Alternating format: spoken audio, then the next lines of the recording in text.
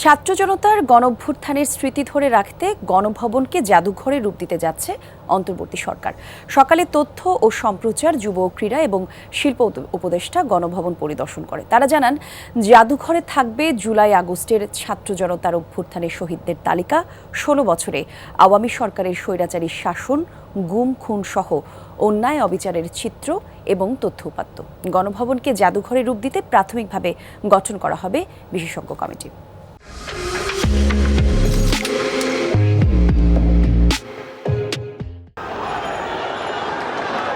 উত্তাল ৫ আগস্ট, বৈষম্য বিরোধী ছাত্র আন্দোলন যে তারিখকে বলে ৩৬ জুলাই।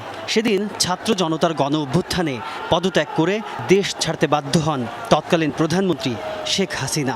এই বিজয় গাথা লিখতে জুলাই মাস জুড়ে শহীদ হয় শত শত প্রাণ, জীবনের জন্য পঙ্গু হয়েছে হাজারো মানুষ।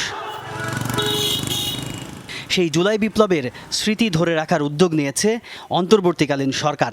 এজন্য সাবেক প্রধানমন্ত্রীর বাসভবন গণভবনকে বানানো হবে স্মৃতি জাদুঘর।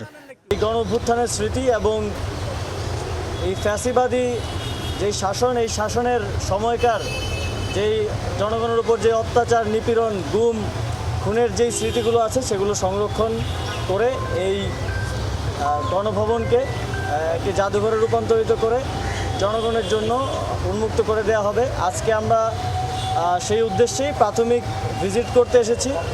বর্তমান সরকারের ৩ উপদেষ্টা সেই গণভবন ঘুরে দেখে জানালেন তাদের পরিকল্পনার কথা। জাদুঘরে রূপ দিতে প্রাথমিক পর্যায়ে গঠন করা হবে বিশেষজ্ঞ কমিটি। কমিটিতে যারা বিশেষজ্ঞ রয়েছেন, স্থাপত্য সাথে জড়িত এবং জাদুঘর বিশেষজ্ঞ এবং যারা আর্টিস্ট রয়েছেন তাদের থেকেও, এবং আমরা বিদেশে যারা রয়েছে জাদুঘর বিষয়ে বিশেষজ্ঞ বা এরকম অভ্যুত্থানের স্মৃতি জাদুঘর করার অভিজ্ঞতা রয়েছে তাদের সাথেও যোগাযোগ করার পরামর্শ নেওয়ার জন্য বলা হয়েছে। ফ্যাসিস্ট সরকারের পরিণতি কতটা ভয়াবহ হয় তার নিদর্শনের জন্যই গণভবনকে জাদুঘর করার উদ্যোগ বলে জানিয়েছেন উপদেষ্টা নাহিদ ইসলাম। পৃথিবীর বুকে একটি নিদর্শন হিসেবে রাখতে চাই যে কোনো স্বৈরাচারী, ফ্যাসিস্ট, খুনি রাষ্ট্রনায়কদের আসলে কি পরিণত হয়।